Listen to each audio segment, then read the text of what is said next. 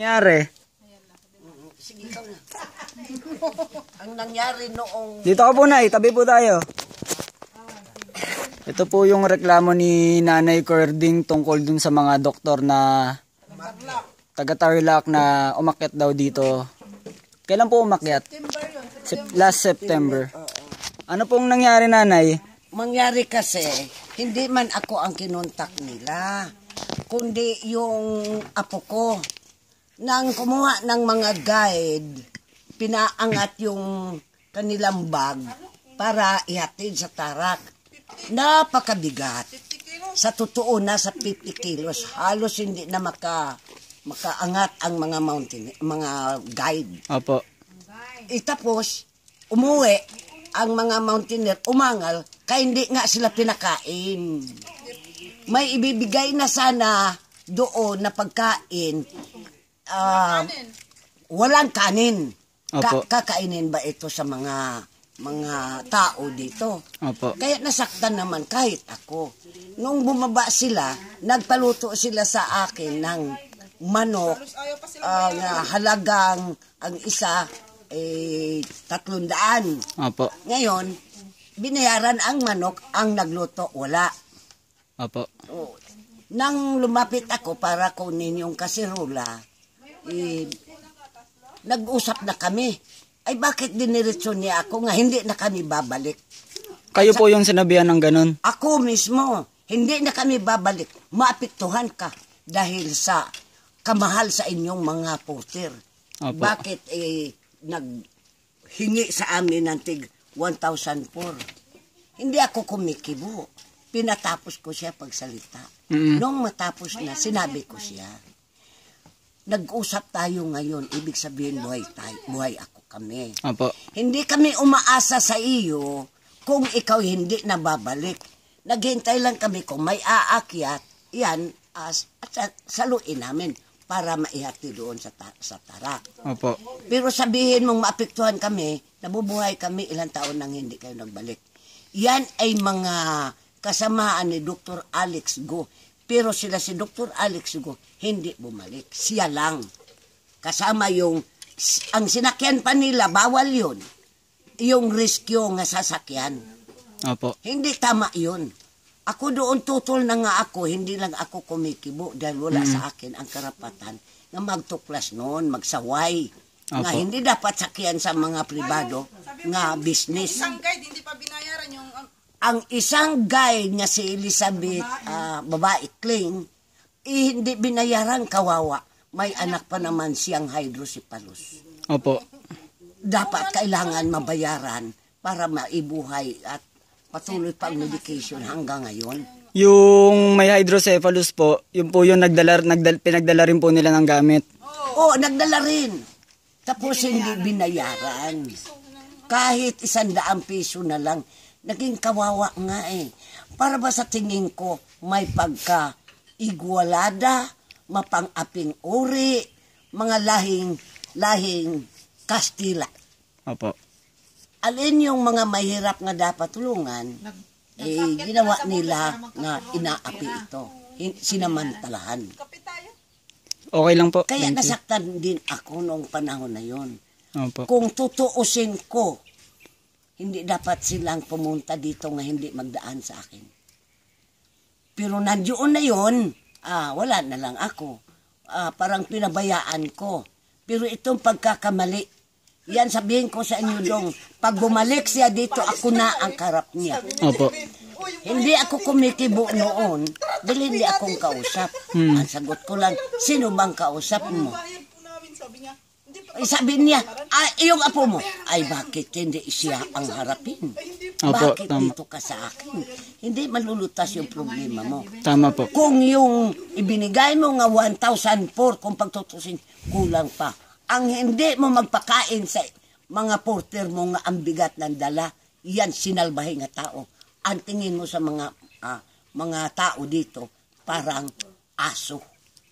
Bali, magkano po lahat-lahat ang binigay nila? Kung hindi ako magkamali, hindi ko na inintindi ang magkaano yun. Basta nga, pumapata kaya singil sa kanila, 1,400. Opo. Yung isa overnight pa. Ang isa overnight pa. Nakaganon lang daw doon sa ano. Nakaganon. Paano po? Nakaganon siya. Nakaganon lang. Habang natutulog. Kaya walang handa. Gutom. Gutom pa. Ito pa ang masakit. Dahil sa gutom, ang isang porter, tinalian ng yantok ang tiyan kay gutom. Bakit hindi po ba siya pinakain? Hindi pinakain. Hindi po binigyan? Hindi. Kahit tinapay, hindi. May tinapay ang ginawa. Linagay doon sa basurahan. Salbahe nga doktora. Imbis kainin ng tao, pag kinabagan, linagay niya sa basurahan. Tama ba? Kung yung doktora na yan, harapin niya ako. Pag pumunta dito sa akin sa umarap. Mali naman po yun. Mali kahit saan. Ang aso ko, hindi ko pinapakain ng ibang klaseng pagkain. Pagkain ko kain. Si Tiger po. O si Tiger. Nakita naman ninyo may laman ang utak ng aso ko. Opo, nakita ko nga po sa taas eh. Oo. Kilala niya ang amo niya. Kilala yung sinamahan niya. Pinipilit niya yung sinamahan niya nga hindi salbahe. Aso nga yun. Siya pa kaya nga doktora. Walang hiya talaga. Kaya nasasaktan ako. Ang tingin sa amin dito parang hayop. Masigit pa. Ang hayop pinapakain pa kahit mabaw panis-panis. Pero yun, ang doktora na yun na kasamahan ni Alex Go, taga-Tarlac, ang marka ng kanilang signboard, next. Next yun. Ibig sabihin, nature, ano pa ba yun? Walang ya. Huwag magdala siya ng nature kay nang ninindig ang balibo ko. Kay ang nasa nature mapagmahal nga tao, inaabot, tinutulungan pa ang may kapansanan o yung may problema. Pinapakain pa, pero siya hindi. Kaya hindi ko tanggapin nga nature sila. Next Explorer, ano pa ba yun? Hindi ko alam na. Next Explorer, Tarlac, basta next. Opo. Sa totoo lang doon, kahit kami dito mahirap lang. Nakikita naman sa tao, nandito kami sa liblib po. Pero ang puso namin makatao. Kung sinong nagugutom pakainin. Opo. Sa akin dito, ilang kinukup ko, nung nakaraan lang linggo, yung pusang gala, may lagnat na, wala pang pagkain, wala pang gamot. Dito kinukup ko sa bahay. Doon sa isang kubo ko linagay. Binanigang ko.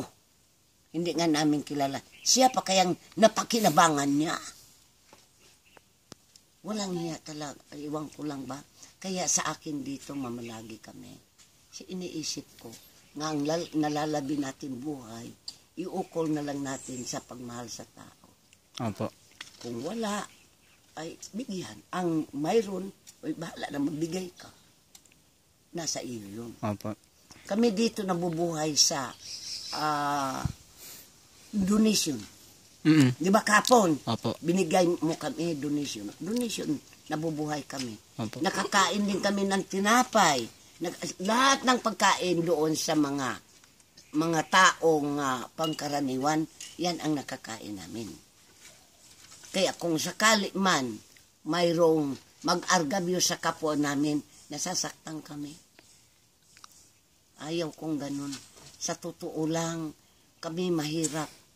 Halos ang pagkain namin mula sa tao. Pero hindi ko pinilit ang tao. Kusa po binigay. Oo. Nandito naman sa aming sobre, donation. At nakikita ninyo, ano ba ang pinaglaanan sa pira na ito nga mag-donate kami? Nandun nakalagay. Pagkain, gamot, ano pa ba yun? Basta 3. 3 klaseng bigyan ninyo. Opo. Uy, good afternoon. Okay na po. Oo, sige. Sige po. O, tama na lang.